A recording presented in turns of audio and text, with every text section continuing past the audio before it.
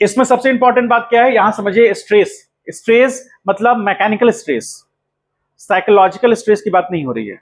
Psychological stress क्या होता है, जो चीजें आप चाहते हैं उसके मुताबिक ना हो तो स्ट्रेस डेवलप होता है। उससे कनेक्ट कर दे रहे हैं इसको हम। जो चीज आप चाहते हैं, आपकी दिली इच्छा है कि हम कहां जाएं, आपकी दिली इच्छा है कि हम ऊटी जाएं घूमने के लिए, लेकिन आप कंपेल्ड है, आपको यहां पर प्रेशर से आपको यहां पढ़ने के लिए बोला गया है, ठीक है, आप नहीं चाहते हैं यहां, तभी भी आप यहां आए हैं, इसलिए स्ट्रेस है। ठीक है, आप चाहते हैं कि हमको मेरा मन लायक काम मिले, फोन चलाना हो, स्मार्टफोन करते रहें, ठीक है, लेकिन ये करने में मजा आता है, लेकिन ये करने के लिए रोका जा रहा है, तो आपके अंदर क्या डेवलप करेगा। उसी तरह कोई बॉडी है, आपने नॉर्मल शेप एंड साइज पे रहना चाहता है, लेकिन नहीं रहने दिया जाता है, तो क्या होगा, डिफॉर्मेशन। और जैसे ही डिफॉर्मेशन स्टार्ट होगा, उसके साथ साथ क्या स्टार्ट हो जाएगा, स्ट्रेस। ठीक है, उसी से कनेक्टेड है। अब देखिए यहां पर, तो जैसे मान लीजिए कि हम लोग रिजिड वॉल लिए थे, और ये हमारा रॉड है जिसका लेंथ कितना है, एल, हम लोग डिस्कस किए थे ना।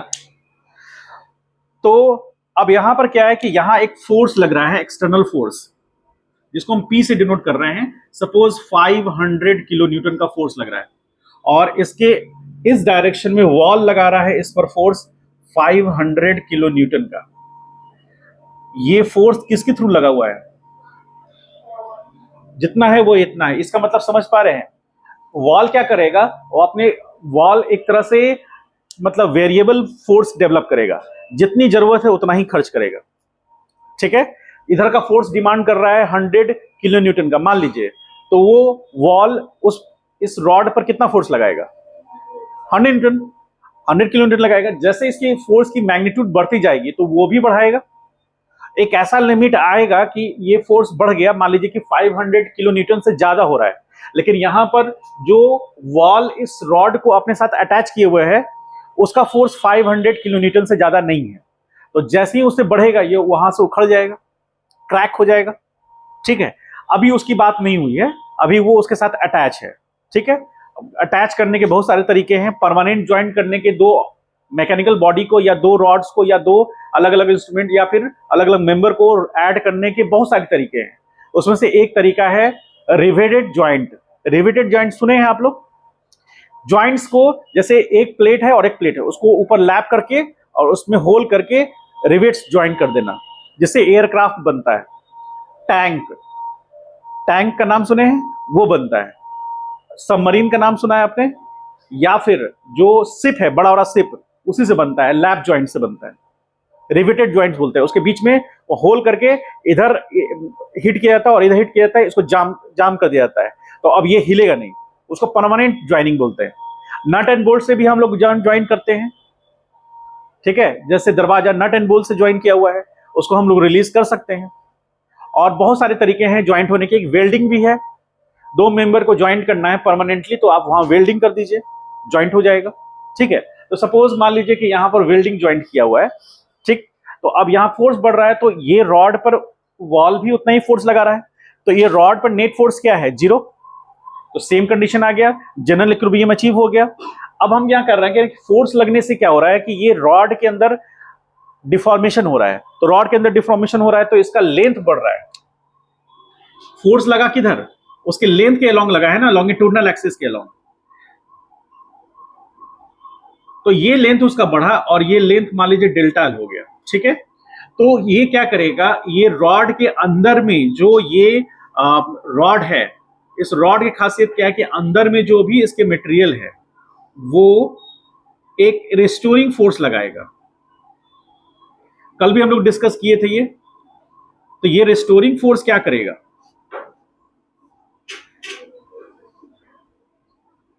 इंटरनल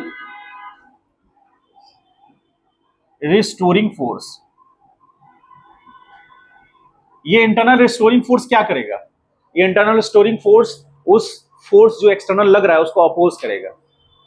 ठीक है, और अपोज उसका भी एक अपना लिमिट है, मतलब ये मॉलिक्यूल्स के बीच में कितना अपने आप में बॉन्डिंग है, कितना स्ट्रॉन्ग फोर्स है, उस पर डिपेंड करेगा कि ये कितना रिस्टोरिंग फोर्स लगाएगा। ये रिस्टोरिंग फोर्स जीरो होगा कब? जब एक्सटर्नल फोर्स जीरो होगा। और यदि मान लीजिए एक्सटर्नल फोर्स 500 किलो न्यूटन नहीं है, शुरुआत में मान लीजिए 10 किलो न्यूटन है, 20 किलो न्यूटन है, 30 किलो न्यूटन है, तो जैसे जैसे फोर्स का मैग्नीट्यूड बढ़ रहा है, इसका रिस्टोरिंग फोर्स का भी मैग्नीट्यूड बढ़ेगा। ठीक है, ये भी एक अपने लिमिट तक ये रिस्टोरिंग फोर्स लगाएगा। यदि उससे भी ज्यादा एक्सीड कर गया ये फोर्स, तो ये ब्रेक हो जाएगा। ठीक है, उसके बाद ये रोक नहीं पाएगा। लेकिन हम अभी उसकी बात नहीं कर रहे हैं। अभी मान लीजिए कि 500 किलो न्यूटन फोर्स लगा, तो ये रिस्टोरिंग फोर्स एक्ट कर रहा है, और इस फोर्स को हम, ये रिस्टोरिंग फोर्स को मान लेते हैं कि F0 कहते हैं। तो क्या ये restoring force in equilibrium state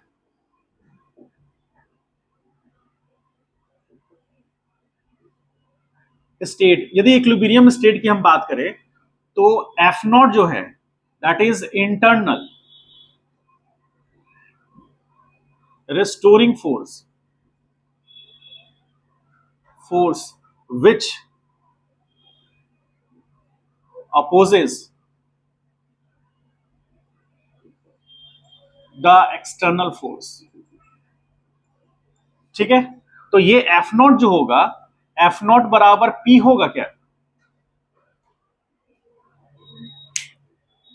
equilibrium state है, मतलब जितना फोर्स एक्सटर्नल लगाया उतना रिस्टोरिंग फोर्स लगा रहा है। रिस्टोरिंग फोर्स कभी भी एक्सटर्नल फोर्स से ज्यादा नहीं लगा सकता। हो सकता है क्या? यदि मान लीजिए हम बात करें फ्रिक्शनल फोर्स, तो फ्रिक्शनल फोर्स क्या एक्सटर्नल फोर्स से ज्यादा हो सकता है क्या? कभी सोचे हैं ऐसा? तुम ऐसे ऐसे कर रही हो कि मेरे जवाब ना में बोल रही हो, ना में जवाब बोल रही हो। बोलिए, क्या मेरा सवाल ये है कि ये जो रिस्टोरिंग फोर्स है, ये एक्सटर्नल फोर्स से ज्यादा हो सकता है क्या? नहीं हो सकता, क्योंकि ये डेवलप ही इसी कारण किया है। यदि एक्सटर्नल फोर्स जो है वो जीरो हो जाएगा, रिस्टोरिंग फोर्स जीरो हो जाएगा। एक्सटर्नल फोर्स 10 न्यूटन होगा, तो 10 न्यूटन का ही रिस्टोरिंग फोर्स लगाएगा वो।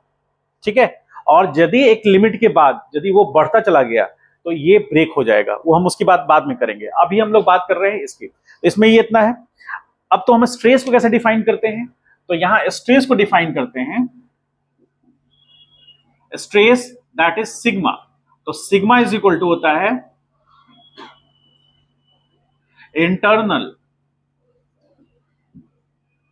रेसिस्टिंग फोर्स या रिस्टोरिंग फोर्स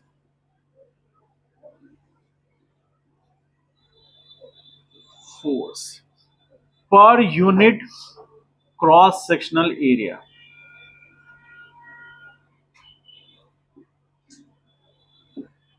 इस बात को समझ पाए? तो स्ट्रेस कैसे डिफाइंड हुआ?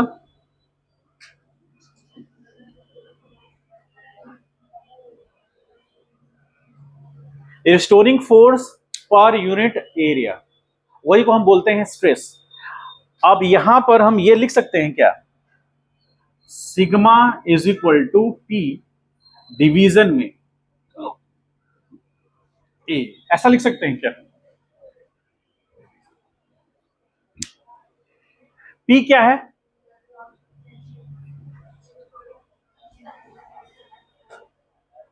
किसने बोला प्रेशर? किसी ने? तुमने? किस? तुमने ऐसे नहीं बोला प्रेशर तो नहीं है। तुमने बोला प्रेशर। मैंने पूछा पी क्या है, तो जवाब आया प्रेशर। कौन है? इंटरनल प्रेशर कैसे होगा? प्रेशर अलग चीज है। किसके मुंह से निकल गया? तुम्हारे मुंह से निकला है? एक्चुअली कोई, अरे हम कुछ नहीं कहने वाले, हम तो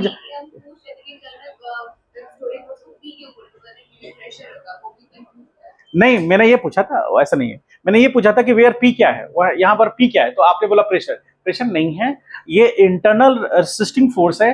अब पी यहाँ पर इंटरनल रेसिस्टिंग फोर्स की जगह पर हमने एक्सटर्नल फोर्स क्यों लिखा, उसका एक मीनिंग है, वो ये है क्योंकि एक्सटर्नल फोर्स के ही बराबर होगा इंटरनल रेसिस्टिंग फोर्स। इसीलिए यहां पर हम एफ नॉट भी लिख सकते थे, लेकिन एफ नॉट ना लिख करके हम क्या लिख रहे हैं, पी, क्योंकि जो एक्सटर्नल फोर्स है वो हमको पता है, एक्सटर्नल फोर्स जो हम लगा रहे हैं उसका मैग्नीट्यूड हमको पता है, लेकिन इंटरनल रेसिस्टिंग फोर्स तो हम अंदर जाके नहीं पता कर रहे हैं। लेकिन हाँ, ये हम लोग अपने एक्सपीरियंस से या अपने एक्सपेरिमेंट करके हम लोग ये जाने हैं कि जितना एक्सटर्नल फोर्स होगा उतना ही रिस्टोरिंग फोर्स लगाएगा। क्यों? मान लीजिए आप कहेंगे कि सर ऐसा क्यों होगा, मान लीजिए ये इंटरनल रिस्टोरिंग फोर्स ज्यादा हो जाए, एक सेकंड के लिए मान ले, तो ये मेंबर को उधर खींच लेगा ना, लेकिन मेंबर तो उधर जाता नहीं है। ठीक है, अब आप कहेंगे कि अब ये इससे ये भी तो साबित हो सकता है कि ये कम हो, ये ज्यादा हो। तो जब ये एक्सपैंड कर रहा है, मतलब एलोंगेट कर रहा है, तो एलोंगेट करने के बाद एक सर्टेन लिमिट पर धीरे धीरे धीरे एलोंगेट कर रहा है, तो एक सर्टेन लिमिट में हम मान के चल रहे हैं कि जितना बाहर फोर्स लग रहा है उतना ही रिस्टोरिंग फोर्स है, इसलिए तो मेंबर रुका हुआ है। यदि अंदर का फोर्स कम हो जाए तो रॉड तो पूरी तरह से एलोंगेट हो जाएगा। समझ पाए? तो मेंबर पूरी तरह से तेजी से एलोंगेट होगा ऐसा नहीं होता है, क्योंकि इंटरनल रेसिस्टिंग फोर्स उतना ही ऑलमोस्ट होता है जितना कि एक्सटर्नल फोर्स होता है। देखिए, एलोंगेशन का हल्का, बहुत ही हल्का अमाउंट ऑफ फोर्स एक्सटर्नल का ज्यादा है। ठीक है, हल्का सा, बहुत हल्का अमाउंट एक्सटर्नल फोर्स का ज्यादा है, वो बहुत ही हल्का अमाउंट है, उसको हम लोग ऑलमोस्ट इक्वल मान सकते हैं। क्यों? क्योंकि मेंबर दौड़ थोड़ी ना रहा है, मेंबर के पास मोशन थोड़ी ना है। मेंबर के पास मोशन है क्या? नहीं। मेंबर पर नेट फोर्स क्या है? जीरो। तो बॉडी के पास मोशन तो नहीं है, क्योंकि रेस्ट पर है और नेट फोर्स जीरो है, तो बॉडी तो रेस्ट पर रहेगा। तो अब चेंजेस केस में आया उसके शेप एंड साइज में, तो शेप एंड साइज को चेंज मानने के लिए हमको ये हम नहीं कह सकते कि ये बहुत ज्यादा है और ये बहुत कम है। यदि ऐसा कहेंगे तो ये तो मोशन करेगा ना, ये सेक्शन तो मोशन कर जाएगा, लेकिन ऐसा नहीं होता है, क्योंकि इंटरनल असिस्टिंग फोर्स ऑलमोस्ट उतना ही होता है जितना कि एक्सटर्नल फोर्स लगाया गया। मान लीजिए एक्सटर्नल फोर्स का मैग्नीट्यूड बढ़ेगा तो इसका भी मैग्नीट्यूड बढ़ेगा, और एक लिमिट तक बढ़ेगा, उसके बाद यदि एक्सटर्नल फोर्स बढ़ा तो ये मेंबर ब्रेक कर जाएगा, ब्रेक करने के बाद दो पार्ट में टूट जाएगा। अब उसके बाद इसका जो फोर्स है उसके साथ ये आगे बढ़ जाएगा। समझ पाए? ऐसा होता भी है, रियल लाइफ में भी आप देखेंगे तो ऐसा होगा। ठीक है, तो अभी internal resisting force F naught है, और यही पी का वैल्यू के बराबर होगा, that is F naught by A होगा। क्योंकि एफ नॉट हमको पता नहीं है, इसीलिए स्ट्रेस बराबर क्या होता है, external force per unit area. अब एरिया पर यूनिट एरिया क्या है, ये बेसिकली क्या है, sigma is equal to F perpendicular by area. अब एफ परपेंडिकुलर यहां कौन सा है, पी। क्यों है? ये जो क्रॉस सेक्शन एरिया है, क्या उस क्रॉस सेक्शन एरिया पर ये फोर्स परपेंडिकुलर है? कल हम लोग डिस्कस किए थे ना, तो जो एक्सटर्नल फोर्स था वो क्रॉस सेक्शन एरिया पे परपेंडिकुलर था, और परपेंडिकुलर क्रॉस सेक्शन एरिया, क्योंकि क्रॉस सेक्शन एरिया, मान लीजिए सपोज करें कि ये क्रॉस सेक्शन एरिया है और जो एक्सटर्नल फोर्स लग रहा है वो एग्जैक्टली इसके परपेंडिकुलर लग रहा है, तो क्रॉस सेक्शन के तो परपेंडिकुलर है और लॉन्गिट्यूडनल एक्सिस के पैरेलल है। ठीक है, तो उस केस में ये क्रॉस सेक्शन एरिया लेना है, इसीलिए चूंकि ये क्रॉस सेक्शन एरिया है और उस क्रॉस सेक्शन एरिया पर जो एक्सटर्नल फोर्स है वो परपेंडिकुलर है, इसीलिए एफ परपेंडिकुलर यूज हुआ। ठीक है, यानी कि हम जब भी चेक करेंगे स्ट्रेस, तो हम वो फोर्स को फाइंड आउट करने की कोशिश करेंगे जो फोर्स उस एरिया पे परपेंडिकुलर है। ठीक है, यदि वो फोर्स परपेंडिकुलर नहीं होगा तो उसके कंपोनेंट्स आएंगे, और कंपोनेंट एक होगा उस एरिया के परपेंडिकुलर और एक होगा एरिया के पैरेलल। हम अभी बात कर रहे हैं उस एरिया के परपेंडिकुलर फोर्स का।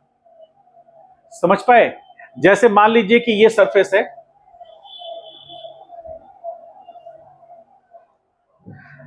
जैसे मान लीजिए कि ये सरफेस है, ये एक रेक्टेंगल ब्लॉक है, ठीक है, क्यूबाइड। अब इस पर जो एक्सटर्नल फोर्स आया है वो ऐसे आया, ये क्रॉस सेक्शन पे ऐसे फोर्स लगा, तो ये क्रॉस सेक्शन एरिया के तो ये परपेंडिकुलर है और लॉन्गिट्यूडनल एक्सिस के पैरेलल है, जो कि ये फोर्स की बात हो रही है, तो ये इस क्रॉस सेक्शन एरिया के तो परपेंडिकुलर हो गया, इसलिए इस फोर्स को काउंट कर रहे हैं।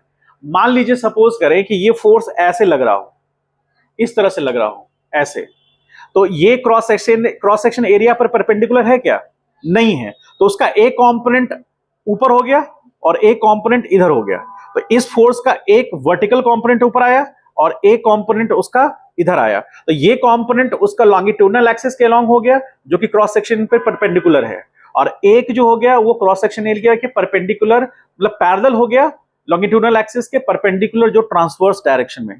तो ट्रांसवर्स डायरेक्शन में जो फोर्स लग रहा है वो इस क्रॉस सेक्शन पर पैरेलल लग रहा है, और एक जो लॉन्गिट्यूडनल एक्सिस के अलोंग जो फोर्स का कंपोनेंट आ रहा है वो इसके क्रॉस सेक्शन के परपेंडिकुलर है। तो हम जब स्ट्रेस निकालेंगे इस पर, तो इसके लिए हमको वो परपेंडिकुलर फोर्स देखना होगा, उसका जो भी मैग्नीट्यूड आएगा वो काउंट होगा, इसीलिए उसको हम एफ परपेंडिकुलर कहेंगे। समझ पाए? अब मान लीजिए ये एरिया है, ये सरफेस एरिया है, फोर्स एक ऐसे लग रहा है, मान लीजिए एक फोर्स ऐसे लग रहा है, ऐसे, तो ये फोर्स इस क्रॉस सेक्शन एरिया पर लग रहा है, तो उसका एक कंपोनेंट वर्टिकल ये हो गया, हॉरिजॉन्टल ये हो गया। तो हम हॉरिजॉन्टल की बात नहीं कर रहे, वर्टिकल का, तो वर्टिकल फोर्स लगा, तो ये वर्टिकल फोर्स लगा मान लीजिए 10 न्यूटन का है, और ये जो एरिया हुआ इस एरिया को हम ए कह रहे हैं, और ये 10 न्यूटन का फोर्स लगा। क्योंकि ये फोर्स इस एरिया पर परपेंडिकुलर है, इसीलिए हम यहां पर स्ट्रेस की बात करेंगे, नॉर्मल स्ट्रेस की बात करेंगे तो फोर्स बाय एरिया, ना कि ये फोर्स लेंगे, क्योंकि ये फोर्स परपेंडिकुलर नहीं है। तो हमको जब स्ट्रेस निकालना होगा तो परपेंडिकुलर फोर्स डिवाइडेड बाय ये एरिया। समझ में है? जैसे यहां इंक्लाइन फोर्स है तो फोर्स का एक कंपोनेंट इधर आया, तो ये फोर्स कंपोनेंट परपेंडिकुलर है इसके, तो ये स्ट्रेस निकालना होगा इस एरिया पर, तो हमको क्या लिखना होगा, स्ट्रेस बराबर एफ परपेंडिकुलर पर यूनिट एरिया। समझ पाए इस बात को? और यही चीज आगे फॉलो होगा, धीरे धीरे हम लोग समझेंगे इसको। आपको पता है कि स्ट्रेस के लिए हमको क्या चाहिए, फोर्स और एरिया। तो फोर्स का यूनिट क्या होता है, तो यूनिट ऑफ स्ट्रेस क्या होगा, न्यूटन पर स्क्वायर। ये तो यूनिट होता है प्रेशर का भी। तो क्या डिफरेंस है प्रेशर और स्ट्रेस में, इसको पहले लिख लीजिए, फिर उस पर हम लोग आप बात करते हैं कि प्रेशर और स्ट्रेस में क्या डिफरेंस है। किसी को कोई डाउट है तो बोलिए, समझ में आया है?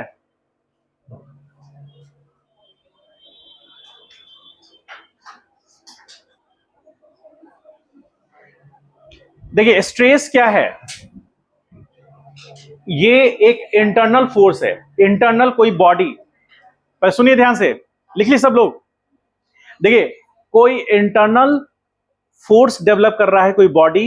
इंटरनल फोर्स कहने का मतलब, जब आप ऐसा समझिए, कभी आप लोग ने आज तक कोबरा सांप देखा है? टीवी में भी नहीं, टीवी में देखे हैं ना? मान लीजिए कोबरा सांप ऐसे जा रहा है, ठीक है, मान लीजिए कोबरा सांप ऐसे जा रहा है, कोई दिक्कत नहीं है, वो अपना जा रहा है। आप उसको हल्का सा तंग करिए, तंग करिएगा तो क्या करेगा वो, पहले थोड़ा आपको वो सतर्क कराएगा कि भाई संभल लो, हम हल्के आदमी नहीं हैं, संभल लो। तो वही चीज है, कहने का मतलब ये कि ये एक मान लीजिए कि मेंबर है, एक मेंबर, मतलब टेक्निकल भाषा में किसी भी मशीन के पार्ट को हम लोग मेंबर बोलते हैं, एलिमेंट बोलते हैं, ठीक है। तो मान लीजिए कोई मशीन का पार्ट है, वो इसको हम लोग एलिमेंट भी बोलते हैं, मेंबर भी बोलते हैं। मान लीजिए कोई मेंबर है, ये मेंबर पर कोई फोर्स नहीं लगा तो रिलैक्स है, ये कोई दिक्कत नहीं है, कोई तरह का फोर्स नहीं लगा, रिलैक्स है। लेकिन जैसे ही कोई एक्सटर्नल फोर्स लगा, वो कैसा भी नेचर का होगा, वो नेचर बाद में बात करेंगे, वो एक्सटर्नल फोर्स लगा तो उसके अंदर क्या है, डेवलप हो जाता है एक रिस्टोरिंग फोर्स। जो भी फोर्स लगा उसके अपोजिट डायरेक्शन में लग जाता है, ठीक है। ये गवर्नमेंट है, ये उसका अपोजिशन है, जो भी बोलेगा उसका विरोध करेगा, जो भी वो कहेगा उसका विरोध करेगा वो, ठीक है। तो जो भी कह रहा है, जो भी फोर्स लग रहा है उसका अपोज कर रहा है ये। मान लीजिए फोर्स इसको सेंटर की तरफ लगे, सेंटर तो ये भी है, मान लीजिए फोर्स इसको कंप्रेस करने की कोशिश करे तो ये बाहर की तरफ लगेगा। अभी फोर्स इसको बाहर खींचने की कोशिश कर रहा है तो अंदर की तरफ लग रहा है। तो हमेशा अपने शेप एंड साइज को रिस्टोर करना चाहेगा। तो सांप क्या चाहता है कि उसको कोई तंग ना करे, ठीक है। तो वो हमेशा क्या करेगा, अपोज करेगा आपको, और आपसे दूर भागने की कोशिश करेगा। आप फिर भी उसका पीछा करेंगे तो फिर वो वार करेगा, और आप उसको छोड़ देंगे तो कुछ नहीं करेगा वो। तो सेम वही टेंडेंसी है यहाँ पर, फोर्स लगेगा तो इसके अंदर में इंटरनल रेसिस्टिंग फोर्स डेवलप हो जाएगा, नहीं लगेगा तो नहीं होगा। तो ये बात इंटरनल है, ठीक। अब स्ट्रेस क्या होती, ये प्रेशर क्या होता है? प्रेशर एक्सटर्नल फोर्स लगता है किसी एरिया पर, तो उसके फोर्स पर यूनिट एरिया से हम लोग इस प्रेशर को निकालते हैं। वो एक्सटर्नल फोर्स के कारण लगने वाला प्रेशर होता है। लेकिन यहां पर तो एक्सटर्नल फोर्स की बात ही नहीं है, ये जो भी फोर्स है वो इंटरनल है, ठीक है। और ये इंटरनल रिस्टोरिंग फोर्स है। कोई भी बॉडी यदि नॉर्मल भी है तो उस पर प्रेशर लग सकता है, ठीक है। लेकिन इंटरनल असिस्टेंट फोर्स कब डेवलप करेगा? जब बॉडी पर एक्सटर्नल फोर्स लगेगा और बॉडी में शेप एंड साइज में चेंज आने की टेंडेंसी होगी। ये बॉडी का इंटरनल फीचर हो गया, और प्रेशर जो हो गया वो एक्सटर्नल फीचर हो गया, क्योंकि एक्सटर्नल फोर्स के कारण वो डेवलप करता है, और ये इंटरनल फोर्स के कारण स्ट्रेस डेवलप करता है। यदि इंटरनल स्टोरिंग फोर्स जीरो होगा तो स्ट्रेस क्या होगा? जीरो। समझ पाए? और वहां प्रेशर एक्सटर्नल फोर्स के कारण होता है, स्ट्रेस इंटरनल रेसिस्टिंग फोर्स के कारण होता है। सबसे मेजर डिफरेंस, यूनिट दोनों का सेम होता है, और ये 2 डिग्री टेंसर कहलाता है, क्योंकि इसके पास पर्टिकुलर डायरेक्शन नहीं होता है, एक प्लेन में डायरेक्शन होता है। एक डायरेक्शन से एक से ज्यादा डायरेक्शन है इसके पास, इसीलिए 2 डिग्री टेंसर होता है, जो आपको अभी नहीं पढ़ना, इंजीनियरिंग में जाकर पढ़ना होता है। ठीक है, समझ गए? डिफरेंस क्लियर हो गया? एक पॉइंट लिख लीजिए, इसमें पॉइंट वाइज लिख लीजिए। द डिफरेंस बिटवीन, ये बहुत कॉमन क्वेश्चन है, कभी सिपाही का एग्जाम दीजिएगा तो पूछेगा, लिखिए। The difference between stress and pressure, the difference between stress and pressure. बीच में एक लाइन ड्रॉ कर दीजिए, जैसे आप लोग करते नहीं थे, बीच में एक लाइन ड्रॉ कर दीजिए, इधर स्ट्रेस लिख दीजिए, इधर प्रेशर लिख दीजिए।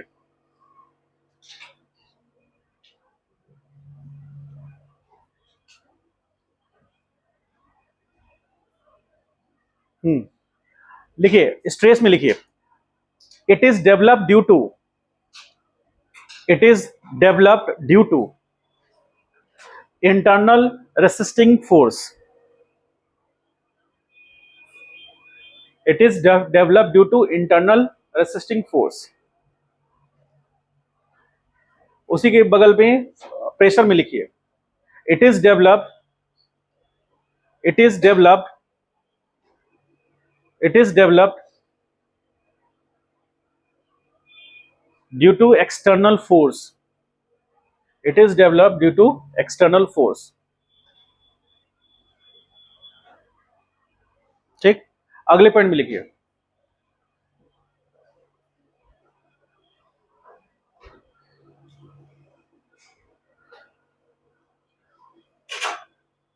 in stress, in stress net force, in stress, in stress body is, in stress body is considered, body is considered in general equilibrium,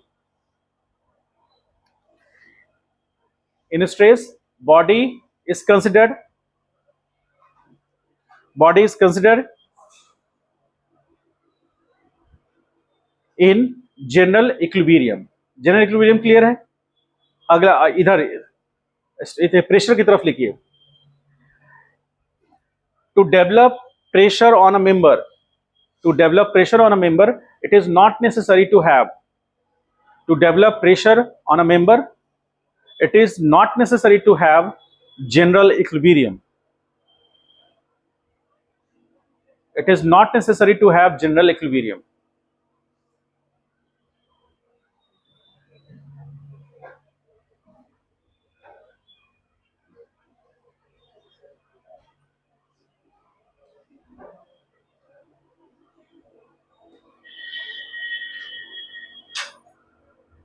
उसके बाद एक और पॉइंट लिख लीजिए।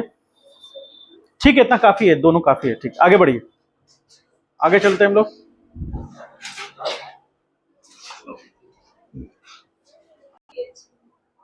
चलिए देखिए, यहां पर स्ट्रेन स्ट्रेस से थोड़ा अलग है।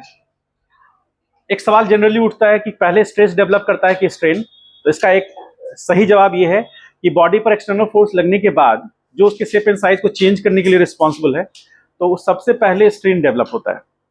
बॉडी पर फोर्स लगा, बॉडी के शेप एंड साइज में चेंजेस शुरू हो गया, फिर बॉडी स्ट्रेस डेवलप कराया। ठीक है, तो स्ट्रेन और स्ट्रेस में पहले डेवलप कौन किया? स्ट्रेन। शेप एंड साइज में हल्का सा भी चेंज आया तो हम बात करेंगे स्ट्रेन का। स्ट्रेन बेसिकली क्या है? It is ratio of change in dimension by original dimension.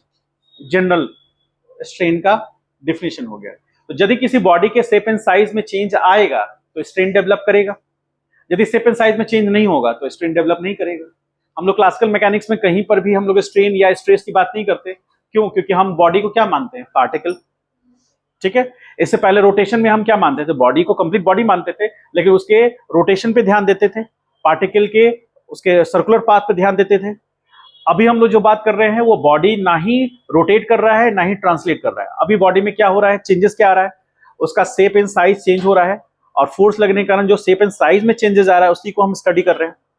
तो अभी हम लोग यहां पर जो देख रहे हैं स्ट्रेन, तो इसमें क्या हो रहा है कि बॉडी पर फोर्स लगा। हम लोग वही डायग्राम फिर से बनाएंगे, ध्यान से देखिएगा।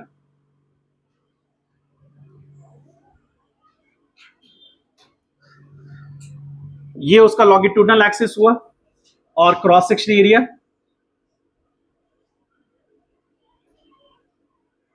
रॉड का लेंथ हमने क्या एज्यूम किया था? L, और फोर्स लगने के कारण इसका लेंथ इंक्रीज करेगा। हम इस डायरेक्शन में फोर्स ले रहे हैं, ये P मान लीजिए सपोज 500 किलो न्यूटन है, तो एक्सटर्नल फोर्स लगने के कारण इसके लेंथ में इंक्रीमेंट होगा ना, होगा कि नहीं? तो लेंथ में इंक्रीमेंट होगा तो सपोज कीजिए क्रॉस सेक्शन एरिया जो उसका पहले इस पोजीशन पे था दैट इज O पॉइंट, अब ये यहां शिफ्ट हो गया that is O dash point, और ये जो लेंथ में इंक्रीमेंट हुआ that length is delta L। ठीक है, मान लीजिए ये टोटल लेंथ L बराबर सपोज 100 सेंटीमीटर है और ये डेल्टा L 0.01 सेंटीमीटर है। ऐसा हो सकता है, मेटल है या फिर रॉड है, तो आप बहुत ज्यादा उम्मीद नहीं कीजिएगा कि इतना बड़ा डिफरेंस जो दिखाया जा रहा है समझने के लिए। ठीक है, आप ऐसा सोचिए कि एक फाइटर एयरक्राफ्ट, सॉरी एक नॉर्मल कमर्शियल एयरक्राफ्ट है, था पहले कॉन्कर्ड, सुने हैं? फ्रांस का एयरक्राफ्ट था, वो ऐसे था। आप सर्च कीजिएगा यूट्यूब में मिल जाएगा कॉन्कर्ड। उसकी खासियत क्या थी कि जब वो मतलब बहुत बड़ा एयरक्राफ्ट था वो, तो वो जब हवा में उड़ रहा है हवाई जहाज वो, तो इतना हीट होने के कारण, इतना हीटअप होने के कारण थर्मल एक्सपेंशन हो जाता था और उसका 1 मीटर लेंथ बड़ा हो जाता था। 1 मीटर, ऑलमोस्ट 1 मीटर कहा गया, लेंथ इंक्रीज कर जाता था उसका थर्मल एक्सपेंशन होने के कारण। कुछ तो अपना मशीन के हीट के कारण, कुछ सराउंडिंग के सनलाइट या फिर अदर हीट्स के कारण बढ़ जाता था। लेंथ बहुत बड़ा है उसमें, 1 मीटर बहुत बड़ा बात नहीं है, हो सकता है वो। ठीक है, तो कहने का मतलब एक्सपेंशन हो गया। थर्मल एक्सपेंशन पढ़े हैं आप लोग? जैसे कोई भी मटेरियल हीट गेन करने के बाद एक्सपैंड करेगा, खासकर मेटल। ठीक है, अब ये इस बात पर उनका थर्मल कोएफिशिएंट कितना है उस पर डिपेंड करेगा कि सेम अमाउंट ऑफ हीट के लिए कौन ज्यादा फैलेगा कौन कम फैलेगा। जैसे मान लीजिए कास्ट आयरन है और एल्यूमिनियम है, दोनों को सेम अमाउंट का हीट दिया गया, सेम लेंथ दोनों का है, सेम अमाउंट का हीट दिया गया, तो कौन ज्यादा एक्सपैंड करेगा?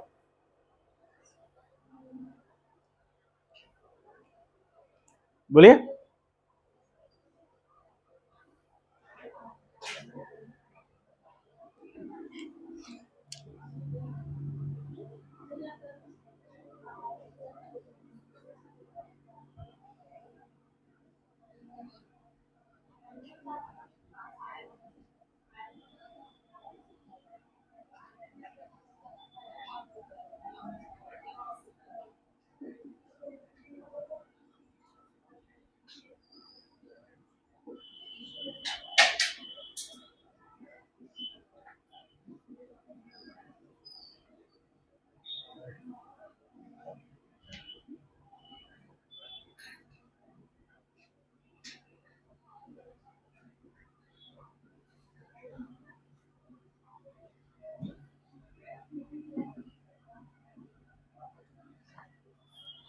क्या होगा? एप्सिलॉन का यूनिट क्या होगा? बोलिए। एप्सिलॉन मतलब एप्सिलॉन रिप्रेजेंट करते हैं, इसको एप्सिलॉन बोलते हैं। ग्रीक वर्ड है, सिग्मा भी ग्रीक वर्ड है। एप्सिलॉन एप्साइलेंट मत कर दीजिएगा, एप्साइलेंट, एप्सिलेंट।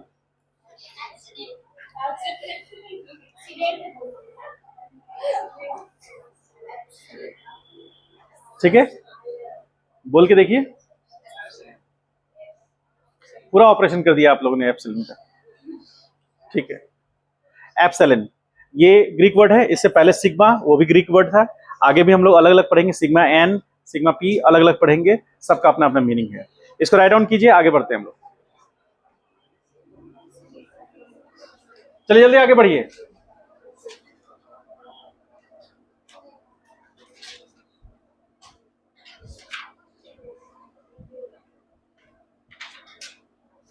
चलिए हुक्स लॉ पढ़ाते हैं अब आपको हम। जल्दी खत्म कीजिए, सो कुछ नहीं है सब में, मेन टॉपिक पे आगे आएंगे। क्या हुआ? जीवन में बहुत कुछ बचा हुआ है। ठीक है, चलिए आइए। इतना दुखी होने का क्या जरूरत है? इस उम्र में इतना दुखी होने का क्या जरूरत है? सब लोग खुश हैं ना? सबके जीवन में खुशी के कारण है। सबके अपने जीवन में कुछ ना कुछ कारण होने चाहिए जिससे वो खुश रहे, और यदि वो कारण नहीं मिल रहा है तो खोजिए, निकाल के ले आइए। क्यों, कहां से, क्या हुआ? हा? क्या हुआ ऐसा? क्यों, कहीं दूसरे रास्ते पे चले गए क्या? तो यदि जीवन में आपके, सही में लिटरली बता रहे हैं, यदि आपके जीवन में कोई खुशी का कारण नहीं है तो खोजिए। हाँ, क्लास में तो ये ऐसी खुशी है कि दूसरे को दुखी दे दे। ठीक है, खैर इसके अलावा हम बोल रहे हैं, ये बहुत इंपॉर्टेंट चीज बता रहे हैं, जीवन में हमेशा एनर्जाइज रहने के लिए और अच्छा करने के लिए आपको एक एक पॉजिटिव माइंडसेट होना चाहिए, और पॉजिटिव माइंडसेट के लिए एक रीजन होना चाहिए कि आप खुश रहें। जैसे मान लीजिए, सपोज करें कोई बच्चा क्रिकेट खेलता है तो वो क्रिकेट खेलने से खुश रहता है, ऐसा होता है, तो क्रिकेट खेलिए। आपको गाना सुनने से खुशी मिलती है तो आप गाना सुनिए। ठीक है, आपको मान लीजिए सपोज करें बुक्स पढ़ने से, हालांकि ये तुमसे कोई लगता नहीं, ये लक्षण तो नहीं लगते किसी के। हाँ, यदि आपको इंस्टा एफबी ये सब करने से खुशी मिलती है तो करिए, लेकिन पढ़िए। समझे? जैसे हम अपने बारे में बताएं तो हमको बुक्स पढ़ने से और बांसुरी बजाने से हमको बहुत खुशी मिलती है, तो हम बजाते हैं, अपने रूम में बंद होकर के आराम से बजाते हैं, 1 घंटा बजाते हैं, मन खुश हो जाता है मेरा।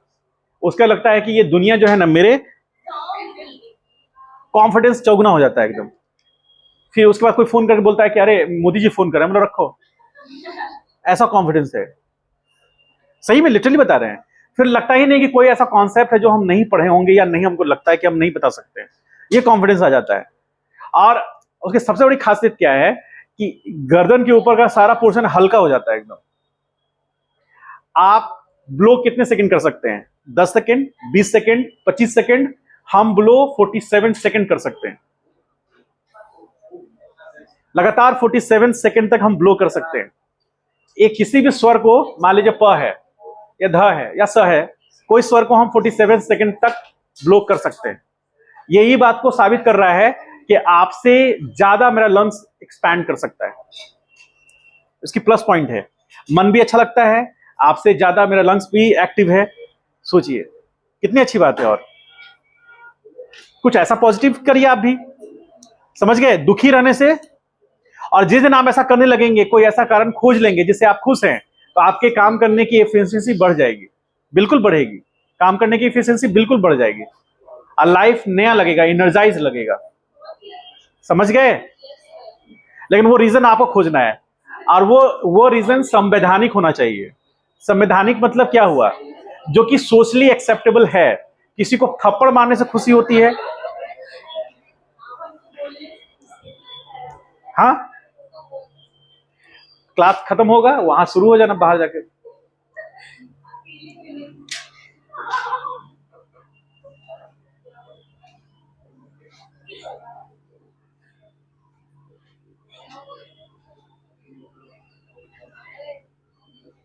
इलास्टिक लिमिट क्या कहता है, सुनिए।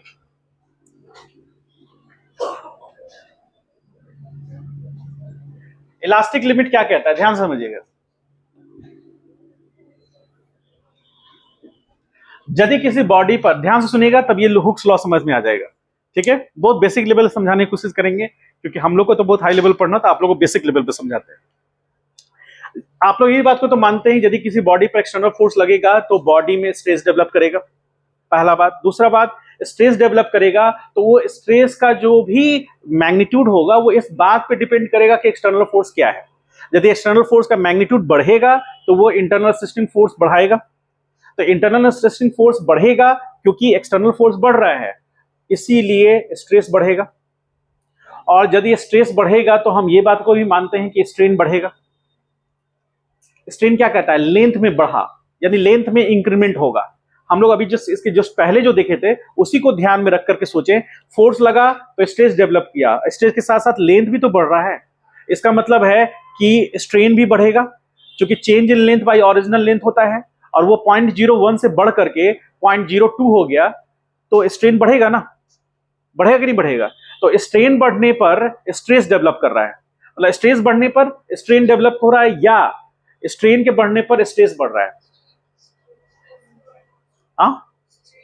स्ट्रेन, मान लीजिए कि स्ट्रेन के बढ़ने पर स्ट्रेस बढ़ रहा है, इसीलिए स्ट्रेन को हम ये एक्स एक्सिस के लॉन्ग दिखाए हैं, स्ट्रेस को हम वाई एक्सिस के लॉन्ग दिखाए। तो आप ये मान सकते हैं ना कि स्ट्रेस बढ़ रहा है क्योंकि स्ट्रेन बढ़ रहा है, ठीक है। दोनों का बढ़ने का जो लिमिट है, दोनों का प्रोपोर्शनलिटी भी सेम है, मतलब सेम प्रोपोर्शन में बढ़ रहा है। ऐसा हो सकता है, क्यों हो सकता है, देखिए यहां ध्यान से। मान लीजिए ये हम एक लाइन ड्रॉ कर दी है, ये लाइन का खासियत क्या है कि sigma is directly proportional to epsilon. इसका मतलब है जैसे जैसे एप्सिलॉन बढ़ेगा सिग्मा भी बढ़ेगा। तो ये क्या रिप्रेजेंट कर रहा है, ये एक, मान लीजिए हम एक ट्रायंगल ड्रॉ करते हैं, बेसिकली क्या है, ये स्लोप है, ठीक है, slope of sigma versus epsilon graph. तो ये जो लेंथ है ये डेल्टा सिग्मा होगा और ये डेल्टा एप्सिलॉन होगा। तो डेल्टा एप्सिलॉन क्या रिप्रेजेंट करेगा, चेंज इन एप्सिलॉन। तो ये इस पॉइंट पर हम क्या कहेंगे कि ये एप्सिलॉन 1 है, ये एप्सिलॉन 2 है, उसी के करस्पॉन्डिंग सिग्मा 1 है, ये सिग्मा 2 है। इसका मतलब है, ध्यान से देखिए, इसका मतलब है कि जब स्ट्रेन जो उसका सिग्मा 1 था तो स्ट्रेस कितना था, एप्सिलॉन 1 था तो स्ट्रेस उसका सिग्मा 1 था। जब स्ट्रेन डेवलप होकर के एप्सिलॉन 2 हो गया तो उसका स्ट्रेस डेवलप होकर के सिग्मा 2 हो गया। तो इसका मतलब जैसे स्ट्रेन में डेवलपमेंट हुआ उसी के करस्पॉन्डिंग सिग्मा यानी स्ट्रेस में भी डेवलपमेंट हुआ। तो क्या ये रेशियो हम फॉलो कर सकते हैं ना। तो इसी में कहता है कि मान लीजिए यहां तक ऐसा हुआ, इसके आगे ऐसा कोई जरूरी नहीं कि हो, नहीं समझे, एक पर्टिकुलर लेंथ तक ऐसा होता है, उसके आगे जब मेंबर अपना रिस्टोरिंग फोर्स लगाते लगाते थक जाता है, मतलब उसका एक लिमिट आ जाता है, तो उसके बाद यदि एक्सटर्नल फोर्स बढ़ाएंगे तो छोटा सा चेंज इन एलिमेंटल लेंथ में स्ट्रेस बहुत ज्यादा हो जाता है, ठीक है। वो डायरेक्टली प्रोपोर्शनल नहीं रहता, मतलब प्रोपोर्शनलिटी लिमिट बराबर नहीं रहती, ठीक है। वो अलग अलग मेंबर में अलग अलग तरीके से होता है, हम वहां तक नहीं जाना। तो हम लोग जो ये लाइन लिखे हैं with in the elastic limit, ये है, ठीक है। इसके बाद जो बॉडी है वो इलास्टिक नहीं रह जाता, क्योंकि इलास्टिक बॉडी किसको कहेंगे, जब एक्सटर्नल फोर्स हटाएंगे तो body original shape and size को गेन कर लेगा, लेकिन ऐसा नहीं होता है। तो ऐसे सिचुएशन में हम क्या बोलेंगे, बॉडी का प्लास्टिसिटी डेवलप हो गया, बॉडी प्लास्टिक हो गया, कहने का मतलब अपने ओरिजिनल शेप एंड साइज को गेन नहीं कर पाया, वो इसके आगे होगा, हम उसकी बात नहीं करेंगे। तो within the elastic limit हमने क्या ऑब्जर्व किया गया, तो it is observed stress is directly proportional to strain, ठीक। तो स्ट्रेस अब डायरेक्टली प्रोपोर्शनल है, तो हमको इसको इक्वलिटी लाने के लिए एक हमको कांस्टेंट यूज करना पड़ेगा, that is E into epsilon, ठीक है। और ये जो रिलेशन है, ये रिलेशन को हमको यूज करना है कहां तक, वो बताएगा वो आपको। Where E is equal to sigma by, और E को क्या बोलेंगे हम लोग, मॉडुलस ऑफ इलास्टिसिटी, और यंग्स मॉडुलस, इसी को कहते हैं मॉडुलस ऑफ इलास्टिसिटी और यंग्स मॉडुलस। क्या है ये प्रॉपर्टी है अलग अलग मटेरियल का, समझे, अलग अलग मटेरियल का प्रॉपर्टी है, और अलग अलग मटेरियल के लिए कांस्टेंट होता है। जैसे एल्यूमिनियम के लिए कुछ और होगा, कास्ट आयरन के लिए कुछ और होगा, स्टेनलेस स्टील के लिए अलग होगा, ग्रे कास्ट आयरन के लिए अलग होगा, माइल्ड स्टील के लिए अलग होगा। अलग अलग, मान लीजिए हम यूज करते हैं कोबाल्ट यूज करते हैं, टंगस्टन यूज करते हैं, निकेल यूज करते हैं, ये अलग अलग मटेरियल के लिए अलग अलग होगा, लेकिन उस मटेरियल के लिए कांस्टेंट होगा। ठीक है, ये क्या बताता है, ये बताता है कि सिग्मा और एप्सिलॉन के रिलेशन को बताता है। मान लीजिए जिस रेट से सिग्मा बढ़ा उसी रेट से एप्सिलॉन बढ़ा, ये कांस्टेंट रहेगा, और वो कांस्टेंट रहता भी है विद इन इलास्टिक लिमिट। तो विद इन इलास्टिक लिमिट में क्या होगा, जितना स्ट्रेस डेवलप करेगा उसी के करस्पॉन्डिंग स्ट्रेन डेवलप करेगा, या जितना स्ट्रेन डेवलप करेगा उसी के करस्पॉन्डिंग स्ट्रेस डेवलप करेगा, सो दैट कि ई का वैल्यू क्या रहेगा, कांस्टेंट रह जाएगा। समझ पाए? तो इसीलिए ये अलग अलग मटेरियल के लिए अलग अलग होता है, और यही हुक्स लॉ है ये। ठीक है, इसको राइट डाउन कीजिए, कुछ पॉइंट्स लिखाते हैं, उसको भी ड्रॉ कर लीजिएगा।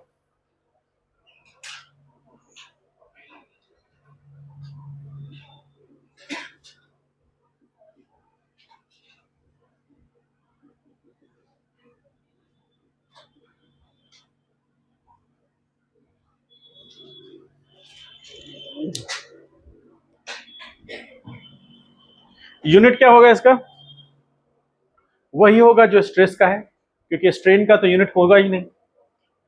समझ पा रहे हैं? खत्म करेंगे, लिखिए,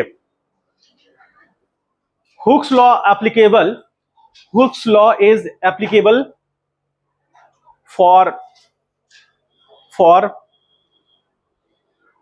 फॉर दोज मटेरियल्स, दो सिचुएशन लिख लीजिए, मटेरियल नहीं, दो सिचुएशन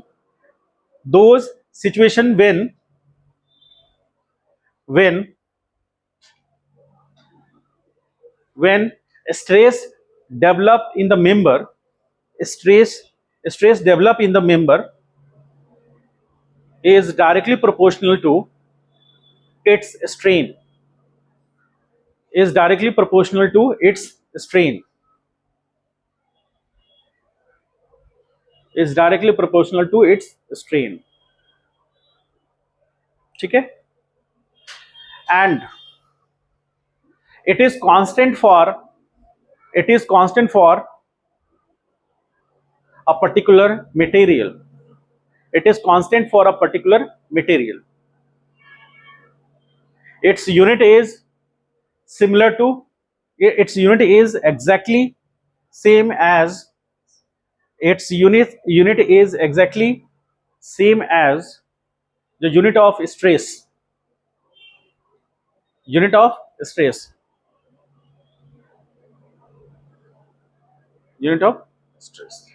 ठीक है, ये हो गया। कल हम लोग स्ट्रेन पे आएंगे, ये types of stress and strain पे आएंगे।